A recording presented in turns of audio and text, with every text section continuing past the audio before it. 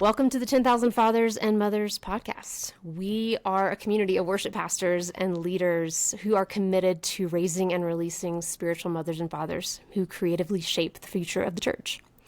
The primary way we do this is through our worship school. So I'd encourage you to go to our website, 10kfam.org, check out more about the school, when our next intensive is happening. And thank you for tuning in today, listening to our podcast. I am really excited about the conversation we're going to be having today. Our guest today is Jeff Mathena. He has been a vocal coach to some of the most incredible, influential worship leaders and pastors of this generation. I'm really looking forward to hearing from him. I've got some questions that I've been stewing on for weeks that I can't wait to ask him, and I'm really looking forward to you getting to hear from him as well. So Jeff, thank you so much for taking time out of your busy schedule to share with us. You're welcome. Happy to be here. Yeah. Well, Jeff is a special guest to me because Jeff and I have known each other for over 20 years. We went to high school together way back in the day. I will not mention the years because we're all feeling way too old these days. But one of the things that I really wanted our audience to get to hear about is, Jeff, a little about your story. Like I remember back in high school, I mean, you were one of the best singers at our school, and I always loved getting to sing with you myself, and we haven't had that privilege in a long, long time. Maybe one day, but I want you to share a bit about your own journey with your voice, and I know like that hasn't been an easy journey for you always, and so much of like what you do now has come out of that struggle, and so I want people to just get to know you a little bit more through the journey that you have had with your own voice and what that looked like. Yeah, well, I had some success in high school. First of all, it was in high school that I first started taking singing seriously. I had just played sports up until then, played baseball and football, and then it wasn't until my sophomore year of high school that I really started basically made a decision that my future in music had more potential than my future in sports. Mm-hmm. And so I started taking it seriously and started working. And as I started working and taking it seriously, even though I'd had a degree of success, even though, you just mentioned that you felt like I was a good singer back then. Mm-hmm. I still had glaring weaknesses in my voice that I felt like I had to hide from people. Hmm. And I think a lot of singers have that. Like, in fact, sometimes the better you are at singing, the harder it is to get sympathy for the fact that you feel self-conscious about your voice. Right. Yeah. And it's something that I would say as a coach, I've in some ways made a career out of helping singers that are just like me, and that they're people that you have like people who don't consider themselves singers because they struggle to match pitch, or because they just, they don't sing on a platform in front of other people. And then you have those that sing on a platform and are good enough that people want to hear them sing on a platform. And it's almost like they don't get empathy for feeling self-conscious about their voice or being frustrated with their shortcomings. And so I went through a really long journey where, in fact, I don't know if I've ever told you this, but after I graduated high school, I had made a decision that I was going to study classical voice in college just long enough to get in, and then I was going to change my major. Wow. I was using my voice to get into the school that I wanted to get into, but I had zero interest in making a career out of using my voice because I was so frustrated with my lack of ability, like my lack of ability to grow and get better and overcome the issues that I was experiencing. And then what happened was, the summer after I graduated high school, I was gifted a voice lesson with a coach that made a difference. That I actually saw these issues. I saw a light at the end of the tunnel in my ability to kind of overcome these issues. And I ended up moving to Nashville just to work with this coach. Wow. And that just completely changed the trajectory of my life as a singer. I wouldn't have become a coach if it hadn't been for that move.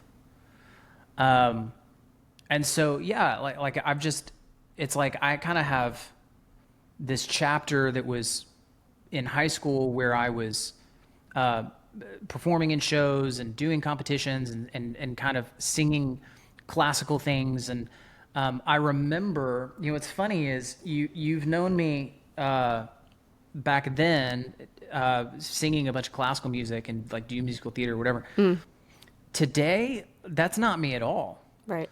It's not to say that I can't go do that stuff, but I remember when I went and took a voice lesson with this coach that became my mentor in Nashville. The first lesson I had, I played him a song that I had written that I had not played for that many people.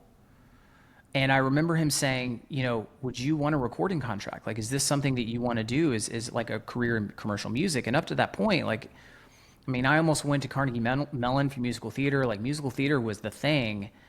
And I remember saying, gosh, if I was ever going to do anything in commercial music, it would have to be like a Josh Groban kind of vibe, because that's all I'm good at is classical music. And I think about that now, nothing against Josh Groban, but that is not me. Yeah. Like, that is not my vibe. That is not what speaks to me. That is not what I enjoy singing. And I just didn't know, like, back when you knew me in that life, I did not know myself as a singer, even though I had had some degree of success. And so I would say ever since then, it has been a process of me actually getting to know myself as a singer. Yeah. And then as a coach, now I get to help other singers go through the same process. Yeah. That's so interesting. Yeah. And I resonate a lot with what you're saying too, because I mean, I was in the same boat as you with like the classical, the musical theater, and feeling like, that's not really like, that's not like my soul, like, voice, right? Like, and then you end up learning yourself and your how tied your identity is your voice, and like all these things. So did you have a span of time where you weren't singing at all? No, not really. Okay. I mean, it was a quick switch. It was like the moment I had a session where my voice, I think I had a period of time where I wasn't sure what I was going to do. Yeah. But ultimately what ended up happening was, I took this lesson in Nashville. We were living in Atlanta, right? That's where we went to high school. And it was about a 3.5 hour commute to Nashville. And so I made a commitment to go to Nashville once a month through that summer. And then when the fall rolled around and I was supposed to go to school, I ended up just taking a semester off so I could continue commuting to Nashville once a month. Instead of going to college, I got a job in Atlanta and then continued to commute to Nashville. And then I ended up going to school in Nashville in the spring so that I could live there and work with this coach more often. Wow. And so basically, like, what happened right after I graduated, where I realized like musical theater was not for me. That's what I thought I was going to do for the longest time. Classical music, so I thought I was going to do something along those lines. And then all of a sudden it became really obvious that that was not the right path for me. Then all of a sudden I'm in Nashville and I'm having people who liked my songwriting, and I'm meeting with producers and I'm meeting other songwriters, and it was like, well, maybe this is actually something, maybe there's something to this. So I basically transitioned immediately from focusing on musical theater to focusing on commercial music and songwriting. I did that. I ended up moving to Texas like a year later, started touring and playing coffee shops and bars and different things, and did that off and on for a couple years, and then became really disillusioned with it. It started to feel really narcissistic for me. And the reason it started feeling really narcissistic is I think it's because I wanted the wrong things out of it. Like, if you're doing it for any other reason than the music, you're doing it because you want the platform, or you're just trying to be successful at something, it starts to feel really unfulfilling, because every time you play, you're just begging people to love you. Like, buy my album, buy my CD, clap for me a lot, tell me afterward that I did a great job. If you don't do those things, it means that I failed on some level. And so I eventually was like, okay, I want nothing to do with this anymore because it makes me feel horrible about myself. Then I discovered leading worship. Okay. And that felt so much more pure. Sure. And I loved that. And then I ended up going into full-time ministry right out of college. And that was great right up until I got fired. And then it was like, well, okay, that's not for me either. I have so many questions right now. I didn't do it. I didn't do anything wrong. Just throw that out there. It's not like, Yeah. it was I remember it where there was a lot of disagreement over what should be done with Jeff. But in the end, it was, hey, you're not a good fit. You're going to be a good fit somewhere else. Let's launch you. And it became a thing where I was like, I don't think I want to be launched into another church when I didn't really, it's not like I wanted to be a church worker. I just loved leading worship. And when you're going to be, I graduated college at a time when nobody got jobs. And again, I'm not mentioning the year because you said earlier we're not going to talk about the years on how old we are. But, Hey, it's fine. but I graduated in 2008, right from college, right in the middle of the stock market crash and the economy crash, and so nobody got jobs. And this church was like, "Hey, we'll pay you full time. We'll give you a salary, and you can." I think I was making about 30 grand a year, which to me was like, it might as well have been $1 million. And it's like, you could just lead worship all the time. And I was like, how could this go wrong? And anyway, long story short is I've been through, a lot in terms of transitioning from one genre to the next and getting to know my voice in different genres. And ultimately, it's great because I wouldn't have become a coach. Yeah. So what did that transition look like for you? Like, at what point did you go like, okay, maybe coaching is the thing actually that like is gonna be what I'm called to, make me come alive? Like, what? Yeah. How did you get into that? Well, so I used to take all those assessments that they give you when you're in high school and college to tell you what you're supposed to do, and they always said like you should be a teacher, a pastor, a counselor. And I was like, these tests are stupid. They don't know what they're talking about. Okay. And when I was 19 living in Nashville, my coach at the time said, hey, have you ever thought about coaching? I think you'd be good at it. And I said, I think you're wrong. That's a horrible idea. I had no interest whatsoever. And it wasn't until, I was let go from this church. I'd gotten married. And I was sitting there going like, okay, I had a degree in philosophy, by the way. And so I'm like, do I go back to school? I thought about becoming an architect. I thought about becoming a lawyer. And I remember this conversation back when I was 19. I'm in my mid-20s at this point. I remember this conversation when I was 19. I was like, maybe there's something to that. And so I ended up going through another season of vocal training, specifically to get ready to be a coach, launched a business in Fort Worth, where I was living at the time, at like a vocal studio in 2011. Okay. And then it just quickly became something. It was like putting a fish in water, I think is the best. Like it just very quickly became obvious that was the thing that I was supposed to do. Mm-hmm. Once I really got into it and realized what it was about, and by 2012, we were living in Nashville, and I was teaching on Music Row. That was 12 years ago, and it's just been kind of a whirlwind of doors opening, it feels like, since then. So it's just felt like once you got into that lane, it just felt like This is what I'm grace. meant to do. Like it was just like, This is okay. it. Like I had struggled, something that I tell singers a lot is your voice is designed to carry whatever genre of music you're supposed to sing, like whatever speaks to your soul. Mm-hmm. That's what your voice is designed to carry. But I think it goes beyond that too. Like I think our voices are really just an extension of our identity. They're the best way of expressing ourselves and what God has put in our heart. And so what I found as a coach was a means of using my voice that felt like home in a way that all of these other things that I tried, musical theater and classical music and rock music or pop music or even worship leading for that matter, like all of a sudden I found this thing that aligned with my identity, which was coaching and helping other singers.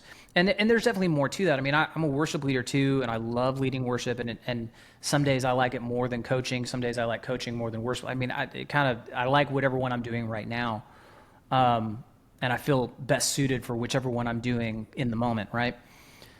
But coaching was definitely something that it was just revolutionary for me personally, because I don't know, like, how do you go from thinking this is not for me, that is not something I'm called to do, that's not something I would be good at, to, oh, this is, I've never enjoyed something this much. I've never had this much success doing something.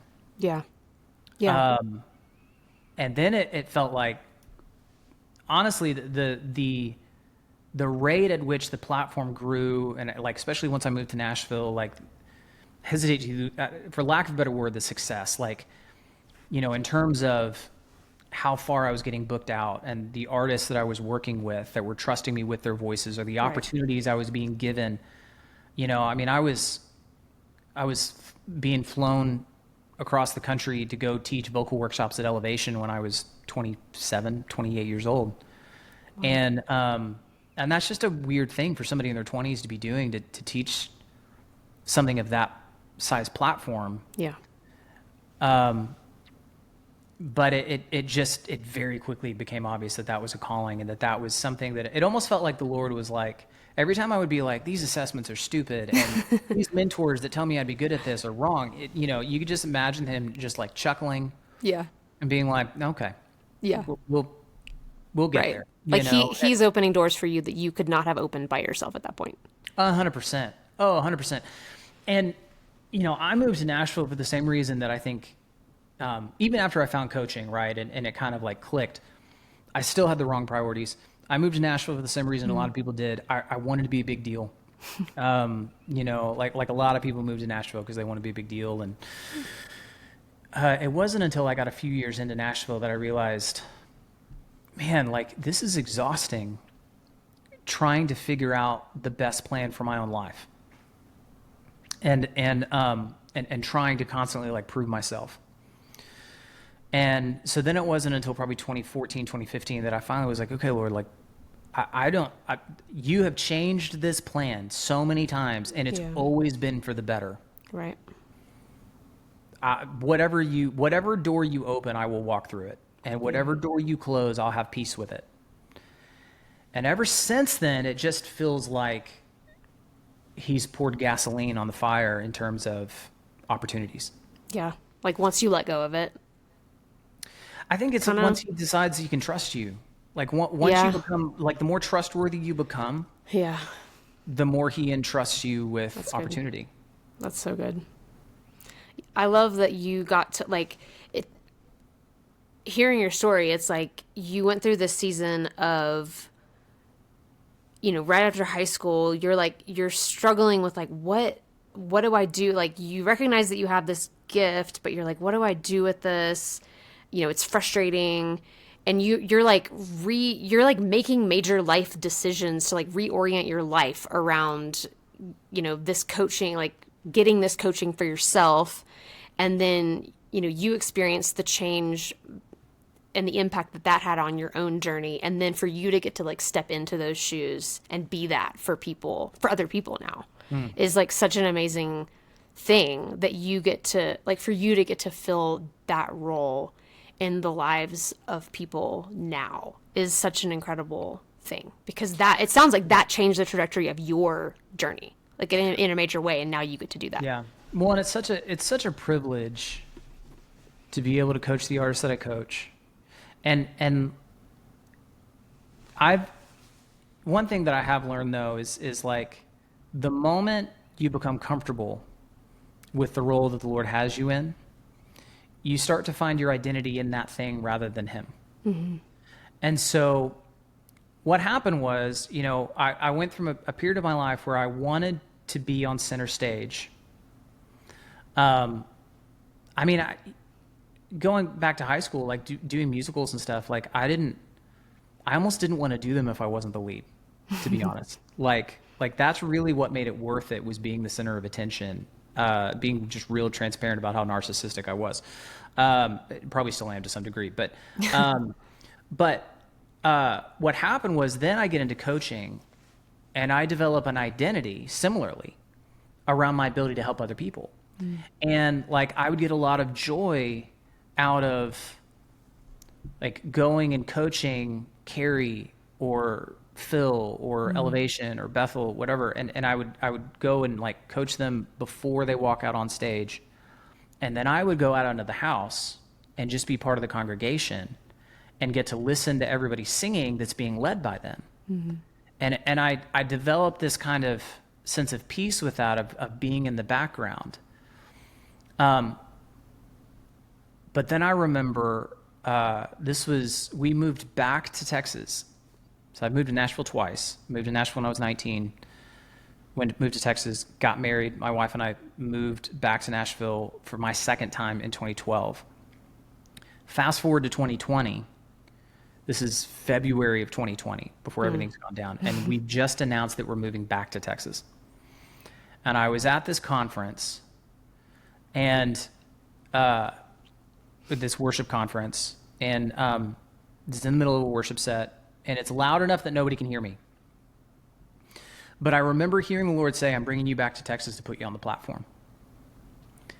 And I, out loud, went, no, no, no, no, no, no, no, no, no, no, we had a deal. Where it was like, I became comfortable. I set that aside, right? That is, you told me that was bad for me. And I made peace with not having it, and I have a different role now. I'm not supposed to be up there.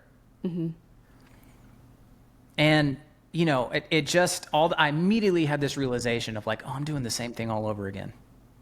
I'm not trusting him. I'm wanting to cling to what he's already given me and find my identity and my security in what's in the past, rather than my ability to trust him with what's in the future. Yeah. And so now I find myself in this completely different season where I feel like I'm leading worship almost as much as I'm coaching. And it's every bit as far. Coaching has become about leading by example, which you could argue it really always should be that way. Except that, you know, it's just not always realistic. I mean, when you're good at coach, like when you have success coaching, it's hard to say yes to other opportunities. I mean, I remember trying to say yes to playing, you know, to writing or playing or whatever. And it was just like, I don't have time. Coaching is taking over. Yeah.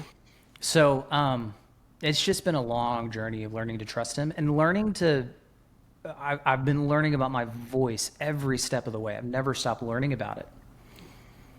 And so it's just,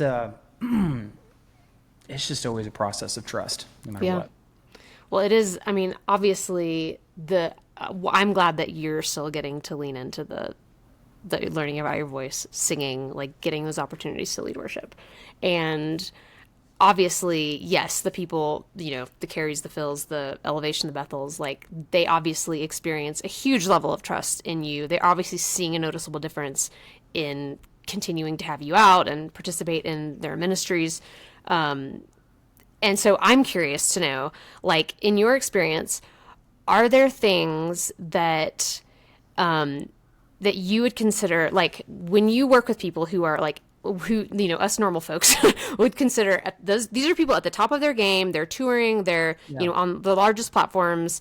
What are the things that they're wrestling with regards to their voice, that the rest of us are also wrestling with, that like might surprise us? Are there things like that? You know, so something that, well, first of all, I don't believe that God made non-singers, but there are people that consider themselves non-singers. And the things that the non-singers don't know about the singers is that the singers are often more self-conscious about their voice than the non-singers. Like they are constantly scrutinizing the sound in their own heads. And the thing that the singers don't understand about like the professional high-level singers is that the professional high-level singers are actually even more self-conscious about their voice very often than everybody else. And I think that that especially becomes true the higher your platform gets and the more your voice is out there, the more expectation it's so easy to take the expectations now that everybody else is putting on you. Yeah.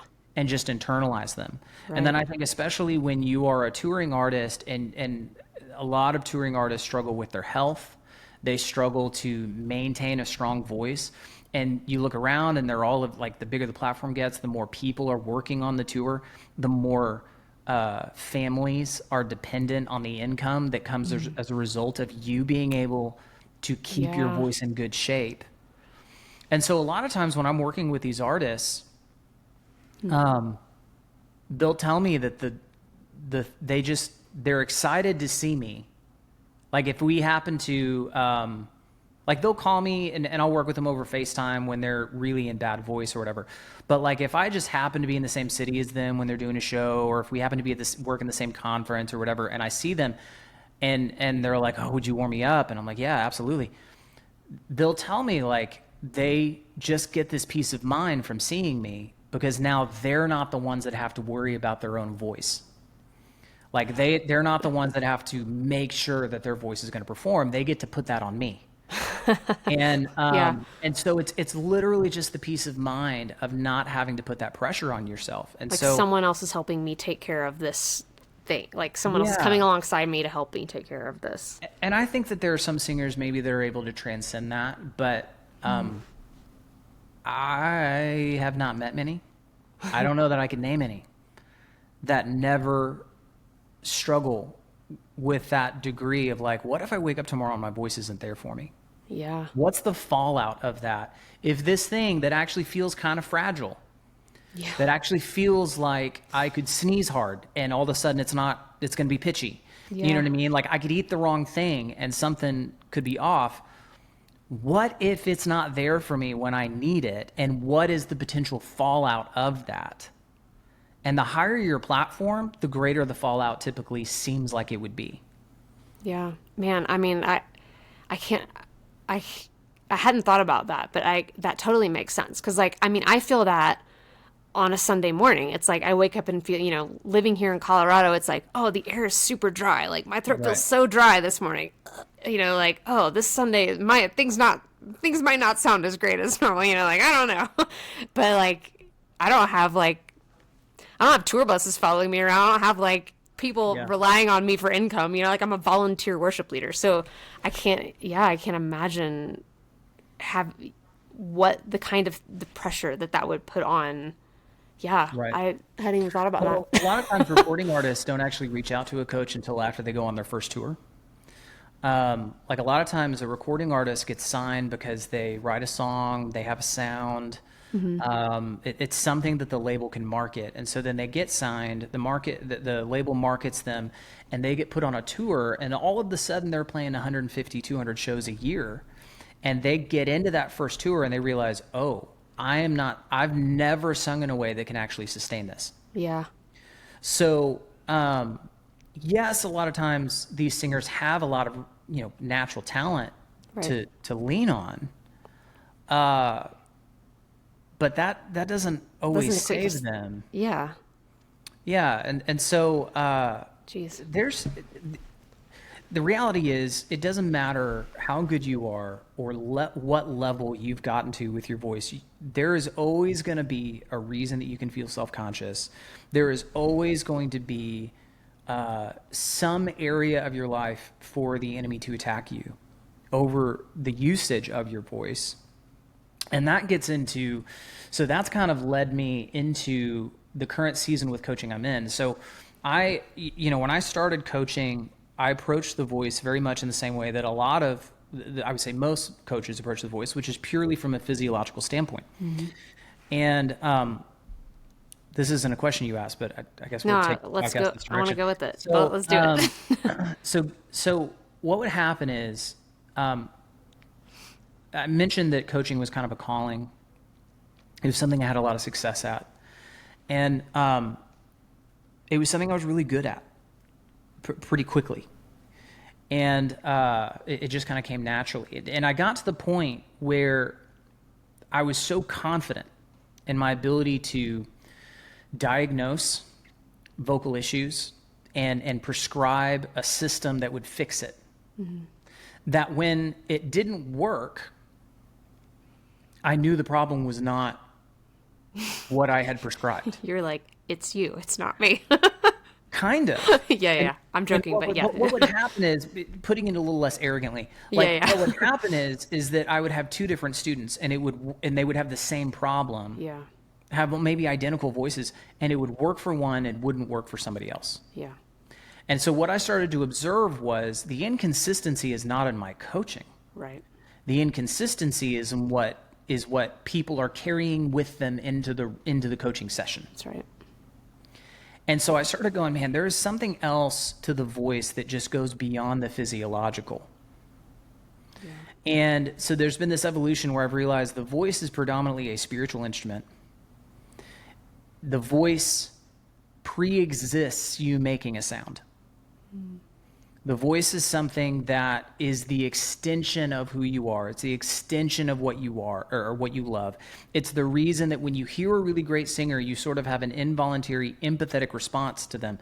You're not having an empathetic response with them because the physiology is so pristine. You're having like, you can listen to somebody who barely has a 5-note range, like the physiology doesn't obey them at all. But you hear them sing and you're like, oh, they've been through some stuff. Like, I can feel their life story. Why is that? How could we possibly conclude that the voice is purely a physiological instrument when we have that kind of emotional empathy with people when they sing? So I realized that what people believe about themselves, what people believe about God, what people believe that God thinks about them has such a profound influence over their ability to use their physiological voice. So I started looking for this connection between, okay, what is tangibly the connection between what people believe and what they're able to do with their voice? And it's not to downplay the physiological side of singing. Yeah. Disciplining the physiological side of the voice is absolutely critical to becoming the singer that you're meant to be. But for all those people that, like there's just, we could get into this, but there's so much that is inexplicable, that does not make sense when singers can't make progress, can't experience that voice that they've always felt like they should be able to experience. Most of the time, the answers to getting them to reach their full potential goes so far, like physiological is part of it, but it has to go beyond that. Yeah. Otherwise, they're never actually going to get there. And C.S. Lewis said that if I find in myself desires that nothing in this life can satisfy, the only logical explanation is I've made for another world. It's one of his most famous quotes. Yeah. I believe the desire to sing in a particular way is one of those desires. It's like this knowledge that was implanted in us that we were meant for something more than we have experienced. And the evidence of that is that I work with so many singers or like have so many members in my membership platform that come to me, and they come to the platform after decades of struggling, and all of their anecdotal evidence says this is as good as it should ever get. And that they cannot let go of this belief that it should be better, that there should be more, and that they're meant for more. And so, what really revolutionized my coaching is when I started going down this rabbit hole, probably in like 2014, 2015, is when I started just saying, approaching the Lord with it and go, there's got to be more than just this physiological approach, that it's effective. Right.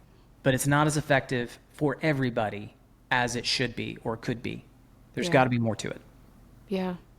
Man, it's like, it's the reason that, like, there's something about music, singing, like, it's why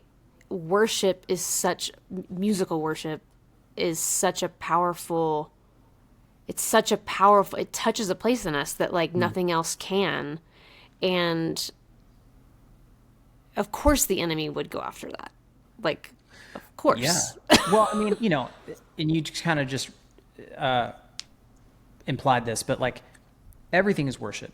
But sure, yes. Music elevates the current moment. Yeah. Right? Like you can be doing something, feeling something, acknowledging something in your mind or in your heart that's a truth about God, and then the moment you put that, you take that moment and you put it to music, it amplifies it. Right. So music is not worship. But music is the amplification, an extension of worship, in the same way that our voices are an extension of who we are. Yeah, that's a good way to put it.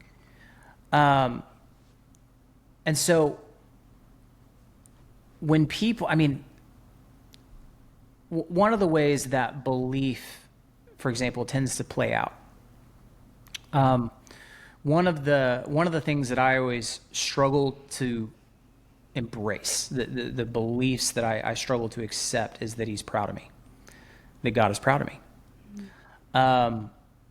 I always tend to find my self-worth in my ability to achieve. Yeah. Of course, that's going to translate into the way that I sing. Singing is not, I'm always in danger of singing being something that is not meant to amplify God's glory or bring peace to my soul or amplify peace in my soul or connect me horizontally with other people or connect me vertically with heaven. My voice is a vehicle for proving my self-worth because I can achieve something in this moment. And that actually has a physiological consequence that makes me a worse technician as a singer. Wow. Because now there is striving. Now there is the need to evaluate and criticize my own voice and then fix it through physiological means, rather than resting and relying on the body of work that I have up to this point. Right? The all of the years that I've spent disciplining my voice, and something that I believe, this kind of trails into something else that I think is worth mentioning, since so many worship leaders will listen to this podcast, but people that deal with stage fright, people that that struggle with the same kind of thing, they walk on stage and so many worship leaders, they walk off stage and they don't have peace. Yeah. They just feel this anxiety. They feel this need to evaluate. They feel the need to go up to somebody. How was that? How did it sound? Did I hit the note on that bridge? There's not like this, just like a lot of times if I'm in a really great corporate worship environment and I'm on the front row, there's just this reverberated peace that emanates off of me, is what I feel like afterward. When I'm leading, it's far less likely to be the case. Yeah. Yeah. Right? You're like, how did it go? Replay And it so, over and over. right. Yeah, exactly. Why? But it's so wrong. Like, I know. Why is it that way? So how do we fix that more appropriately? And what I always tell worship leaders is this: your job is to be faithful and to prepare. What part of being faithful is stewarding well. Mm-hmm. So your job is to be faithful right up until the point you cross the threshold onto the stage. When you have been faithful in how you've prepared and you walk on stage, now you have the freedom to say, okay, Lord, use the body of work, use the body of faithfulness. And I acknowledge that my faithfulness up to this point is really only possible because you were faithful to me first. But use this body of faithfulness in order to bring about the end goal that you have in mind. It's not my job to control the end goal. That's worldly achievement. It's my job to pursue excellence, which is about faithfulness. And when I've done that and I've put my trust in that, now I can walk on stage and I can fall on my face and trust that it's the glory of God, because it's how he chose to use that moment, because I did my part. Yeah. Right? The achiever in me really struggles with that. Yeah. Because there's never a moment that there's not something else to achieve. Yeah. And my voice becomes the vehicle through which I can achieve, whether it is achieving people's approval, achieving my own approval, achieving a certain look or feel in the room that I feel like I'm responsible for, or that I could screw up. And it's just exhausting. Yeah. And the voice, first and foremost, is a gift that's meant to be enjoyed. And what that means is, if you're not actually enjoying it, you cannot use it according to its design. If you're not using it toward the purpose for which it was given to you, then you cannot use it according to its design, and it's actually going to have a physiological consequence. And by the way, we know that there's a connection between what's going on emotionally and what's going on physiologically. If I just ask you to tell me what a depressed person looks like, everybody knows. Yeah. And research has shown that, so somebody looks down and shuffles their feet and their shoulders are shrugged, whatever. Mm-hmm. Research has shown that if you lift your eyes, roll your shoulders back, get up and just walk across the room, it can elevate your testosterone level and actually improve your mood. That there is a connection between your physical body and your emotional state. So when your emotional state is one of anxiety, because you feel the need to prove yourself and achieve something through the use of in general in life, that's going to come through in the way that you sing. And it's going to rob you of the experience that God intended for you to have when he gave you a voice in the first place. Yeah. And so what do you say to, for the people listening to this who are like, yes, that's me, that I totally 100% like resonate with what you're saying. I'm so what is maybe like a first step that they can take, or like one thing you would say to them? Like, I don't know. It's like, what's the first step? Because not leave us feeling all hopeless and like, well, it's like, because you can paint the picture of like what the end goal looks like, but it's like, what is one first step that maybe somebody could take towards? I think one step health is you have to make growth a priority. Now that's tricky when it comes to the voice, because I think there are a lot of people out there that have made growth a priority, or they feel like they've made growth a priority by going and working with a voice coach or buying a course or doing something, and it didn't really work. And what ends up happening is when something doesn't work, it's very easy to blame yourself. So this is what happened to me, was when I almost gave up on my voice, it was because I had a conversation with a voice coach who could not get my voice to do something. Like my voice, like I was just squawking and straining and squealing and it was just terrible. And I remember him going, well, I guess your voice just isn't developed enough yet. And I remember thinking, well, if the problem is my voice, why am I paying you all this money for voice? Why have I been working with you for 4 years straight, every single week, paying you all this money, if you are now telling me that there's nothing you can do to fix my voice, that it's just my issue? Wow. And I think that there's so many people, like that was the moment that was so defeating for me, that I was like, well, what's the point in trying? Because I believed in. Jeez. And so if you make your voice a priority and you go and you try to seek out training and it doesn't work, first of all, you have to trust that that's not your fault. Your voice is designed to do everything that you believe it should do and more. And if your voice hasn't done it yet, it's because you haven't found the right way. You haven't been taught the right thing. So you have to make finding the right kind of training important for your voice. And the reason that's so important is because when you start growing, your experiences start aligning with the thing that you've believed about yourself all this time, and it makes it easier to not feel hopeless. Okay.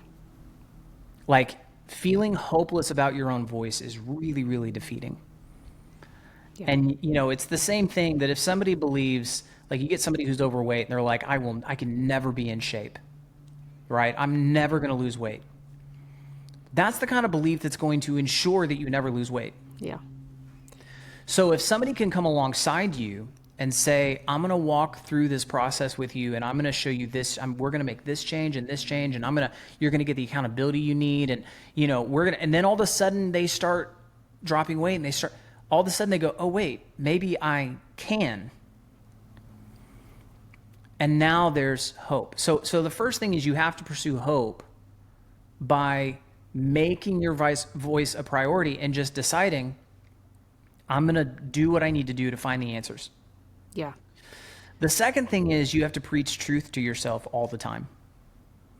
And there are so many things we could get into, and the most powerful truths are going to be the ones that answer the lie that you believe. Yeah. And different people, so you can be a worship leader that sings on stage and feels bad about yourself, and you could feel bad about yourself for 50 different reasons. Totally. Yep. And that reason, whatever that reason is, if you can identify what that reason is, you've gotten close to what the lie that you believe is. That's right. Yeah.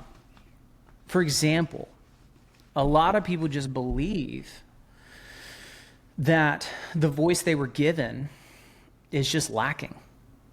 They look at other singers and they're like, God, what, in their weaker moments, they go, God, why didn't you give me that voice? Right? And we become like that sibling on Christmas morning that would be happy with the present they opened until they see what their sibling opened. And now they're like, why didn't I get that one? And what they don't realize is the gift that they were given was handcrafted just for them. Mm-hmm. It's amazing. It's beautiful. But they have to learn how to use it. Yeah.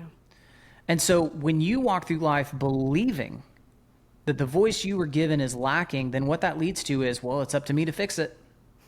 God didn't give me a good enough voice, so now I've got to go fix it. That is way too much pressure. And you're never going to be able to enjoy it when you believe that. Yeah. Right? Like there's so many singers that believe, I will learn to enjoy my voice when it improves. When I can do fill in the blank with my voice, then I'll be able to enjoy it. And the thing that flies in the face of that belief is that I've worked with so many singers that have all of the ability, all the range, all the connection, and they hate their own voice. Wow. And so you have to realize that your voice is meant to be enjoyed and it's worthy of being enjoyed right now. Wow. So there are all of these truths that answer these lies that we believe, and the lies are things that a lot of times because they're an extension of our identity, we tend to believe the things like what we struggle with when we're related to our voice. They are the things that we struggle with related to ourselves. Right. They're just, the beliefs are just extensions of other beliefs. Yeah.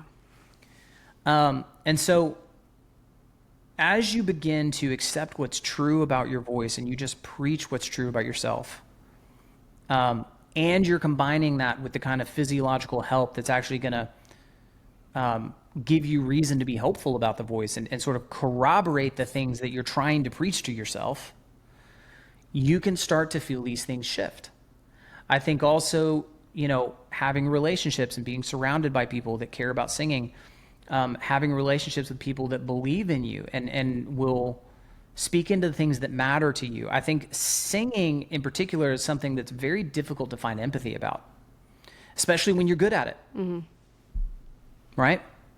Yeah. Like the number of singers that I've talked to that have zero empathy from their non-singing spouses. Right? Like the singers are like, gosh, I feel so bad about my voice. And the spouse is like, you have an incredible voice. What do you have to feel self-conscious about? Yeah. Right? And then all that does is make the singer feel, the singing spouse feel guilty. Because they're like, well, I can't get over this. Yeah. Why can't I get over this? Interesting. I mean, and the great thing about like doing all that work that you just unpacked is that because it's all really just identity work, like it's going to impact and bleed into every area of your life, not just your voice. Like, yes, it is going to have massive impacts on your voice, but also like your anxiety in general or your every aspect of your life is going to be massively impacted because you're talking about the core foundational components of your identity, like across the board. Yeah, and it's a chicken or the egg thing. Like I think it goes hand in hand. I think that working through your vocal issues is identity work. Yeah.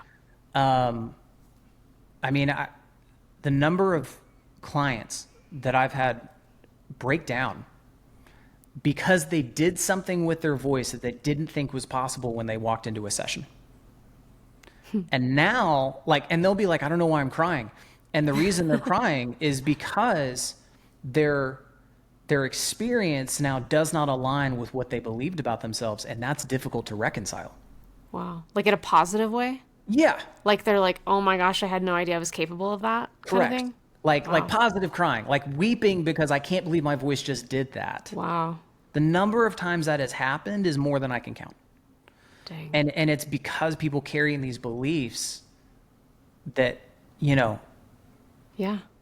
And it gets, so the higher the platform as a coach, the more often that happens. Because people look at it as like a last ditch effort. It's like, I'm going to come in and have a session. And if this doesn't work, then it's not going to work.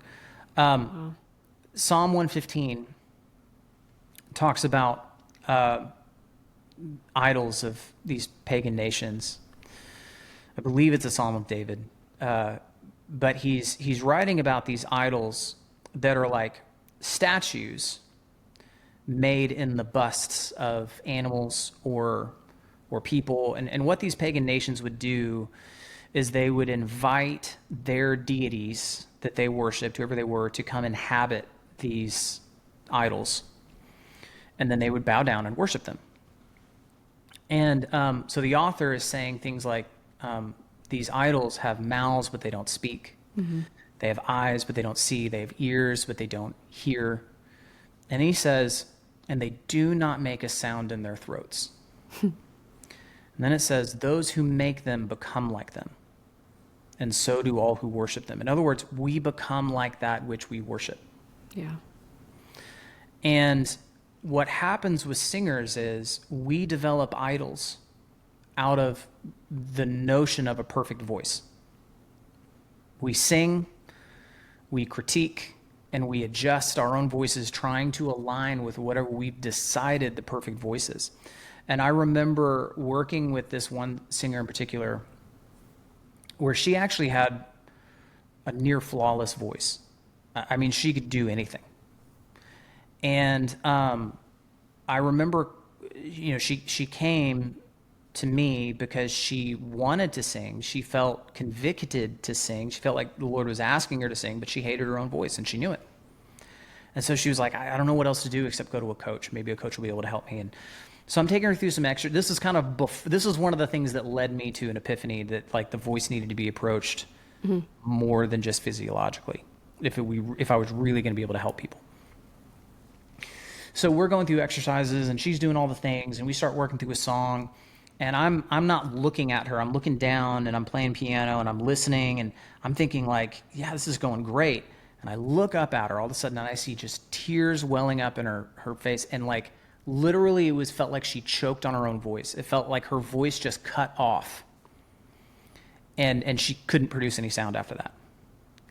And it makes me think of that passage because it was the idolatry over this perfect voice, how much her voice did not align, not with what her voice should sound like, but her notion of what her voice should sound like.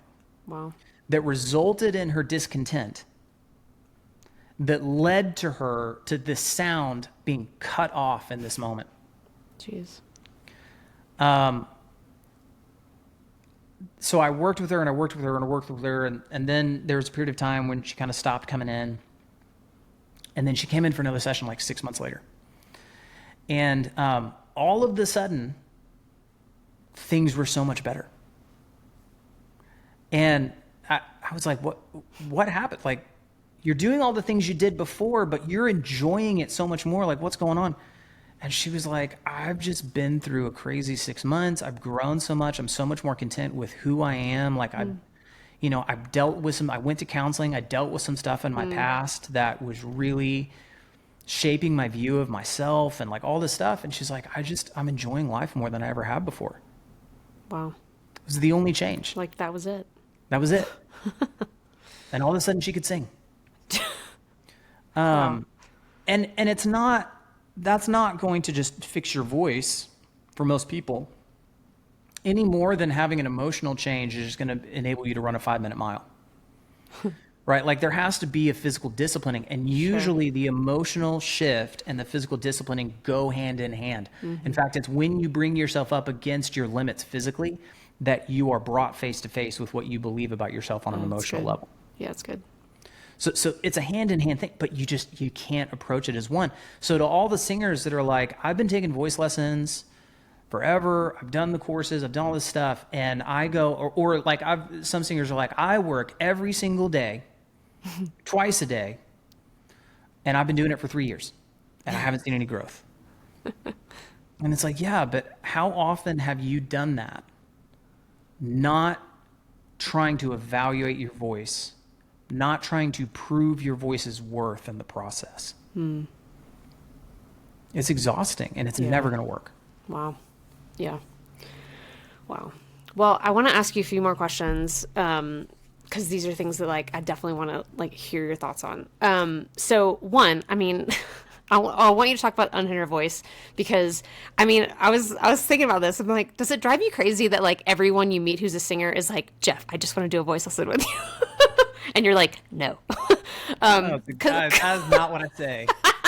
Well, That but is you're, not- but you're, I know it's not, but like realistically, like you're one dude and there's not enough hours in the day for you to like teach voice lessons to everyone who wants voice lessons from you, right? Okay. So you've created this app, the Unhindered Voice, and I would love for you to share with our audience about it Yeah. if they don't know. So tell us a bit about it. How does Yeah. it work? Well, it's an online community-based training platform. So it's an app, right? There's the Unhindered Voice app. If you go and download it, it won't do anything for you. You have to be a member for it to mean anything. But it delivers content. But it also, more than just pre-recorded content, like I coach live over it. I develop relationships as much as I can with my members. We get together through like live stream on a weekly basis. So I'll do like every Monday night. So like tonight, we're recording this on a Monday. So I do a Monday night devotional with my members every Monday night. I do live Q&A sessions. And I'm constantly adding content to it. So new lessons and vocal workouts and all kinds of stuff. The concept for it came about because there was a point in my career where I realized, kind of along the lines of what we were just saying, I can only help so many people if I'm only teaching one-on-one sessions. And I used to do one-on-one sessions like 6-7 hours a day, 5 days a week. I was teaching like 30-35 hours. My voice has never been in as good a shape as it was in that season, but it's exhausting and cannot sustain that long term. And so I wanted to create content that would help people. So I created a course. And then what happened is I realized a lot of people would buy the course and then never go through it. And it's kind of like, I bought so many books off of Amazon with the best of intention, and then I just put it on the bookshelf. And so I realized, like, in order to really help people, I need to be able to create content, but then walk alongside them as they're going through it and provide kind of that live component and that relational component. And so this membership platform is like, I don't know, maybe 6 or 7 years old, I want to say, but it's gone through an evolution. And for the last couple of years, it's been on its own app so that all of the community, all of the live streaming, all of the content, all of the everything takes place inside this app. And it's built this, this incredible community of people that support each other and are growing together. And honestly, I don't think there's anything else in the world that is like it, that actually replicates what we're doing for singers, especially singers in the kingdom, because there's so much. I mean, anybody could benefit from it. You don't have to be a Christian to benefit from it, but like, I'm not shy about the fact that the mission of this app is to equip the voice of the church. Okay. So it's like if I'm a worship leader, or whether I'm like a vocational worship leader, or I'm on a worship team, or sing in choir, like whatever, and I just want to. Even if you just love to sing, I mean, or if you've always loved the idea of singing, I mean, something that I believe is that we sing because we worship a singing God, and He created us to be like Him. Yeah. There are 50 direct commands to sing in Scripture. There are hundreds of references to singing, and there are only 2 characters in the entirety of Scripture that definitively sing, and they are God and man. So God did not make non-singers. God did not make non-creatives. Yeah. I personally believe, and there's research to back this up, that non-creativity is a learned trait. Wow. That most kids are creative geniuses. And then through maturity, they learn how to no longer be creative. Wow. So I believe, the number one question I get from people when they, like, if I'm at church or wherever, or at like a party or something, and somebody finds out what I do for a living, which is kind of a weird niche thing. Yeah. Usually they haven't met a voice coach. Yeah. Like, it's just a unique thing. The number one question I get asked is, can I teach anyone to sing? And really what they're asking is, should I just give up? Like, is there hope? If you tell me that no, there's some people that can't sing, I'm going to put myself in that category and now I'm just going to give up. And there are a lot of coaches that would say, yes, there are people that shouldn't sing, that aren't meant to sing. And I hate that. Yeah. Wow. Because it is not true. I've never met anybody that could not improve. Yeah. I've never met anybody that wasn't, in my opinion, given a voice that was worth enjoying. Yeah. That they were capable of enjoying. So we have a lot of members that maybe they're like they've always loved the idea of singing and they don't know where to go. Maybe there's somebody that have tried taking with voice teachers in person and it just never really worked out. Maybe it's people that just can't afford working with a coach one-on-one. I've had a lot of people that told me that they've worked one-on-one with coaches and that they saw more growth out of this community-based app. You know, having this combination of like pre-recorded training and like feedback from me and Q&A sessions and whatever, that the methodology was such that they saw more growth that way than they did working one-on-one with a coach. Wow. And so there are any number of reasons that people might come, any number of backgrounds that people might come. The thing that unifies everybody is that they want to be better at it. They want to be better at singing. It's something that matters to them. And they love being a part of a community that gives them the resources and the support that they need to get better. That's so good. And so to get the membership, can you get that through the app, or do you go to the website to buy the membership and You then have to go download to the the app? website, and we open enrollment a few times a year. So we like to bring people through in cohorts so they can kind of build relationships. So we don't just keep enrollment open all the time. Oh, I see. So what can happen is you can go to jeffmathena.com. Okay. And you can go and like you can see our page that kind of talks about the app. Okay. And then basically just leave your information. Okay. And when you leave your information, we let you know when enrollment opens again. Got it. Okay. And then we'll, give you more information and as we're going through that process. And usually I do some kind of live stream and allow people to kind of attend it and hear all about it and get some free training in the process. Like I'll do like live webinars a handful of times a year, so that people can kind of get a feel for what it would be like to be in the app. Okay. So that way, like people are getting free training, they're learning about the app, they can make an educated decision. Okay. And we go about it that way. Nice. Okay. Awesome. So there is like I didn't know about the community aspect is like, there is a very, very much a community aspect with the cohort of people who you're coming, like you're entering into it at that same time with them. Okay. Yeah. And you can like, it's at its heart, it's a social media app. It's a social media app that delivers content. I started off the community in the way that a lot of people do these things, which is they build like a course that they put on like a course platform, and then they have a Facebook group. Okay. And I was never satisfied with that. And so now everything is inside this app. Everything is, delivered inside this one thing. And so like there's a wall that's kind of like a Facebook wall, but doesn't have like the annoying algorithm that you feel like is manipulating you constantly. And like there's ability to like connect with members and DM members and like follow, and you can like see when members are in your city.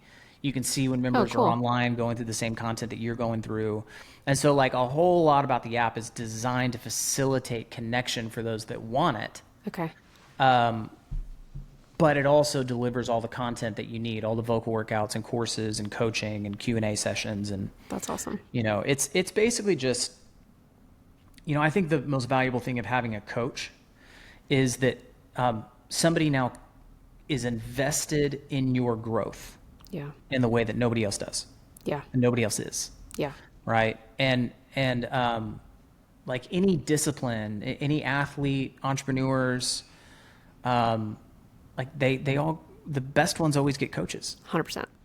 But voice coaching is really expensive, and it can be really difficult to find a coach that can actually help you. Mm-hmm. And so I created this platform simply so I could coach more people.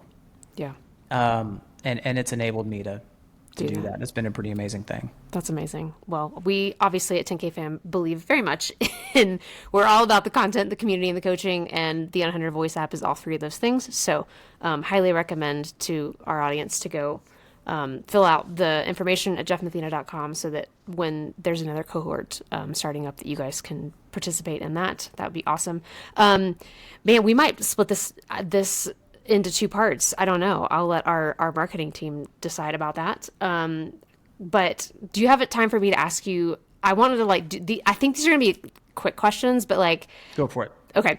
So basically, Jeff, you, because of the like just your journey of being in the worship coaching or the vocal coaching space in the worship world, with all these different movements like Elevation and Bethel and all these artists and things, like you have seen so much over the last, I don't know, 10 to 15 years. If we're not doing the math, or whether we are doing the math, sure. something like that. But you have been in a very unique position to gain insight on the state of the worship culture, where it's headed, like just kind of what's happening in that space. And so there's three questions that I want to ask you, because I think you're in a really unique position to be able to answer them. So I'm gonna read them one at a time, and you can answer each one of them. But so what do a lot of people seem to be talking about or focused on that, in your opinion, we should be less focused on?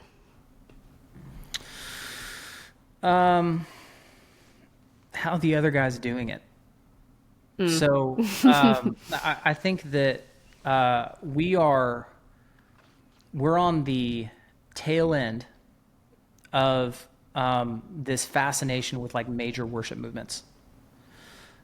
I believe that. So it started with Hillsong United, that just became massive in this like global movement, and then you've had cultures like Elevation and Bethel, which are amazing, and like they've done such great things in terms of like songwriting for the church, and given songs to the church that we can go lead on a Sunday morning. But I think what has happened is that I think that the church has become subject to celebrity culture in a lot of ways, very similarly to just what culture in general has. And I think it's almost unavoidable, because, I mean, you think of, like, I think back to, not back to, because I wasn't alive then, but like the invention of recordings, right? The ability to record voices is ultimately what led to having music in your living room. Right. And what that means is it led to the ability to listen to somebody else sing who you didn't know, rather than make the music yourself, rather than go down the street to the pub or to a friend's house or whatever and experience music as a community. All of a sudden we began this shift where there was my voice, and then there was the voices of others. And so on one hand, I love recorded music. I love the fact that I can like put on music in the morning with my coffee, or while I'm going, while I'm working out or going for a walk or whatever it is, like driving around in the car, I have music with me, and that's such a gift. It's such an amazing thing. But what ends up happening so often is that as a worship pastor or a worship leader that is leading at a local church, that music that you listen to in the car on the way to worship rehearsal becomes the standard by which you hold yourself to. Yeah. And all of your energy, and to some degree that's okay, because like if it spurs us on to pursue excellence, that can be a good thing. Sure. But I think so hearkening back to our conversation about excellence versus achievement, if you look at it like, well, until I'm as good as they are, I am failing, that's a problem. And so really it's like, what should I not be focusing on? You should not be focusing on what everybody else is doing and how they're doing it. You should be focusing on your own relationship with Christ. You should be focusing on your own craft, your own enjoyment of your own voice, your own congregation, and what their needs are. And if you get to the point where you have refined your craft, that you have confidence with it, and you're confident with your own voice, and you're ministering to your congregation, well, then now you can start thinking about the creativity of your own team, and creatively how to, even if you're taking somebody else's song, how can we creatively fit this into what we do well? Yeah. rather than trying to focus on what somebody else does well and thinking that we're not good enough until we do what they do well. Right. That's so good. I love that. That's so good.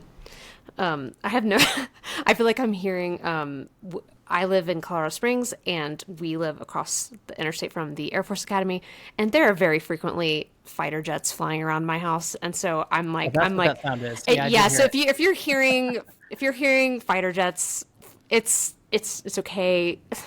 It's just the nature of living in Colorado Springs. So that is what Fair that enough. sound is. We don't have to worry about taking it out of the podcast. It's just, it is what it is. So, okay, Fair next enough. question. Okay, so kind of the other side of that question. So instead of like, what should we be, like, what are we focused on that we should be less focused on? What do you think that we are missing that we need to be more focused on? Like, what are we missing out on that we need to be more focused on? Real encounter with Jesus. So, Hebrews 2:12 assigns Psalm 22:22 to Jesus when it says that I'll stand amidst the assembly and sing your praises. There's this implication that when we sing as a church, Jesus is actually standing with us. That he's singing with us, that when God the Father listens for the voice of the church, he actually hears the voice of his Son. In the same way that when he looks for our righteousness, he sees the cross.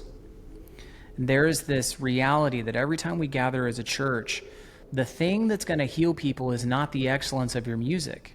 Excellence is worth pursuing because it's part of being faithful and it's part of stewardship, but that's not the thing that people need. What people need is real encounter with Jesus. Now, the Bible is very clear at warning us against being formulaic. Yeah. We cannot coerce God to do things. All we can do is trust him.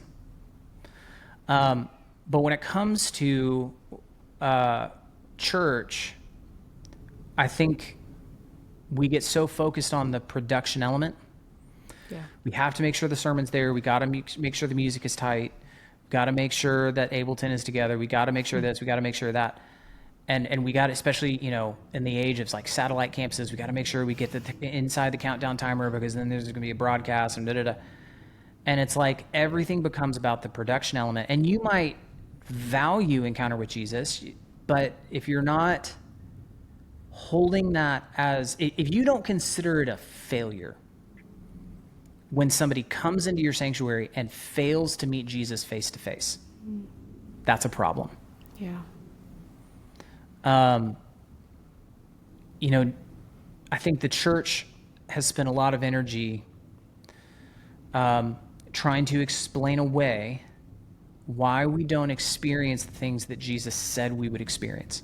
When he talks about healing people and casting out demons and speaking prophecy and all of these things, and he looks at the disciples and he said, everything that you think you've seen amazing things watching me, you're going to do these and greater. more. Yeah. The church is still struggling just to experience the things that Jesus did, much less more. Right. And so then we put a whole lot of effort into explaining why that is the case. Maybe it's because the Holy Spirit, that age, the apostolic age, has ended and the gifts just aren't there, or maybe it's because we just don't have enough faith. And so this is like the faith healing movement. We just got to have enough faith. And if we had more faith, so now we're just blaming ourselves and we're beating on people because they don't believe enough. And if they believed enough, then miracles would happen. I think at the end of the day, all of it is formulaic, and we just have to acknowledge that Jesus is good and he is faithful and he's willing to meet with us. And sometimes you just have to call out what he said was going to happen in faith before we're ever going to see it happen. Yeah. And when all of your priority, when music is just a means of meeting with Jesus, when preaching is just a means of meeting with Jesus, I think it changes the decisions that people make for their service. And it's the thing that, if I could say there's one thing missing from the majority of churches I've visited, which has been a lot, that's it. It's terrifying. I had a student, we had in a huddle recently after a large student worship event. Basically just, she was reflecting on it and she asked she's just asking the question, like, she had the thought, like, if Jesus walked into this room during this event, like, what would he have thought? What Well, and I think that also it's important to distinguish, in this, so that people don't feel judged. I mean, it's easy to sit on a podcast and be like, everybody's doing it wrong. And we get it, but nobody else does. Totally. I think the reality is it's easy for people that genuinely love Jesus to miss this. Yeah. It's easy for people to get it to miss this. I mean, I miss it. Yeah. Like it's something that I'm continually growing in. What I always say is that the moment we're thinking about the final product. The moment that we start thinking about the process in terms of what the final product is going to be, we are in danger of becoming formulaic. That our motivation for what we're doing right now in this moment, how we prepare, is not about the preparation. It's about what we envision later, even if what we envision later is a good thing. Right. Right? I want people to encounter Jesus. I want to see healings. I want, people to feel like they are bowing down at his feet and giving him glory, and I want his glory to be seen. Those are good things to want. But the moment I start thinking about the steps that I'm going through in order to make that happen, I'm no longer putting my trust in Jesus. I'm putting it in the steps that I'm laying out in front of myself to make it happen. Yeah.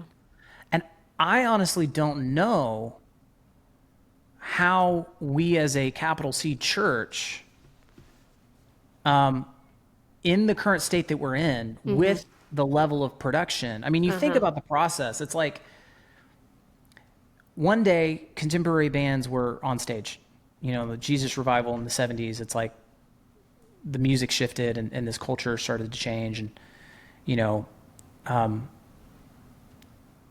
one day it was like, well, we have bands now, so we should get a professional sound system.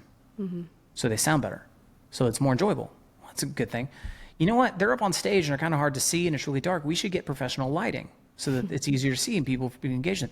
You know what? We're actually now asking a lot of our worship team. We should probably give them a room to relax backstage. We'll call it a green room. You know what? We want to show them appreciation. So we're going to give them a special anointed breakfast of like donuts and breakfast tacos so that they can feel loved. And it's like pretty soon, you think about that from the vantage point of the person that's coming in on Sunday, they feel complete disconnection from the people that are on stage. And it's like all of those things were good things. It's like good intention after good intention after good intention led to. Well, it leads to a reality where it's very easy to get distracted.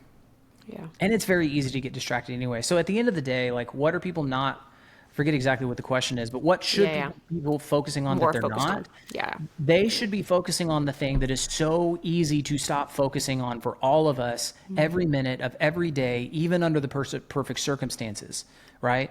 And that thing is the person of Jesus Christ. Yeah. We have to fix our eyes on him and realize that he's our only hope, and that the lights and the sound system are not bad things, but when our affection and our attention and our stress is focused on making those work, and that's where all our emotional energy is poured into, rather than the desire for people to encounter Jesus, we've missed it. Yeah. Yeah. All right, last question. What comes to mind when you think of what worship leaders today most need? That's hard. Worship leaders need a lot of things. I feel like most worship leaders just need a pat on the back, to be honest. Yeah. Like, I think a lot of worship leaders feel alone. I think they, I would imagine there are a decent amount of worship leaders that listen to that last rant that I just made, and they're like, yes, and nobody at my church is with me. Nobody gets it. Yeah. Like, I feel just alone in this. And so worship leaders need refreshment. They need support. They need community with each other. Yeah. Um, some of them, I don't know. That's not a very helpful answer. No, I think it is a helpful answer because But it doesn't help people find what they need. Like I feel like you want to give a practical answer that people are like, oh, I need that. I'm going to go get it. come to 10K fam, Jeff. That's the answer. That's the You're supposed to answer. say, There it go to is. 10K fam. They need refreshment, and the only place to get it is 10K. It's not the only place to get it. No, but it's helpful because if I'm a worship leader and I'm feeling loneliness and I don't know that everybody else is also feeling lonely, I think I'm the only one.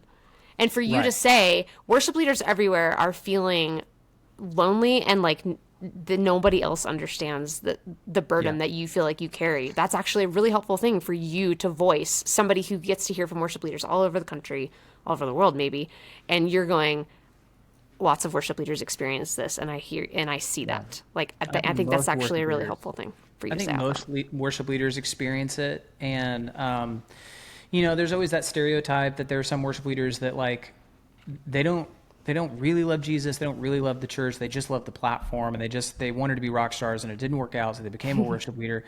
And I think that I'm sure that exists, Yeah. I know it exists, but there are definitely a lot of worship leaders that their heart's cry is that they love Jesus, and they find themselves in a rut because they don't know how to make him the priority with the tools that they've been given. Yeah. And I don't know what the answer for that is, but I will say this. I do believe in God's faithfulness. I do believe that when you approach him with that and you say, this is something that I'm not okay with. I'm not okay with Jesus not being at the center of everything. Yeah. He will speak into that. And sometimes it might be, I want you to stay right where you are for a while. You need to wait. Why do I need to wait? I don't know. I'm not going to tell you yet, but you just need to wait. Mm-hmm. He knows, right? Somebody ever says, I don't know. Or sometimes it might be, I don't know what to do. Jesus is not at the center. I'm so unhealthy here. And he might say, yeah, you need to not be there anymore. Yeah. That's what he was telling me. And by his grace, I was let go. And hindsight, I look back and I go, Lord, I was never going to, I was too stubborn to leave. If you hadn't have facilitated that change, I wouldn't have gotten to where I needed to go. Yeah. But there's some people that need to step off, or they need to look for a different opportunity, or they need to step off full time, or they need to try to petition to step into full time so they can have more influence. Like there's a change that's going to take a leap of faith. And sometimes what precedes that change is the knowledge that the change needs to happen. And then what precedes that knowledge is just the acknowledgement in your own prayer life. Lord, this is unsatisfying. You are not at the center of what I'm putting my energy into, and you deserve to be. Yeah. Guide me through that because you love your church more than I do. And you know you deserve your glory even more than I do. And you desire your own glory more than I do. And so help me to align with your mission. Help me to align with your priorities and use me to that effect. Yeah. And he does. That's a prayer he'll always answer, huh? Wow. Well, this has been such a fun conversation, like challenging, enlightening, convicting. I don't know. Felt all the things. Good. Thank you so much. We'll call it a win. Yeah. Thank you so much for taking the time, for having the conversation. I hope those of you listening have found it equally as insightful, as convicting, challenging, inspiring as I have.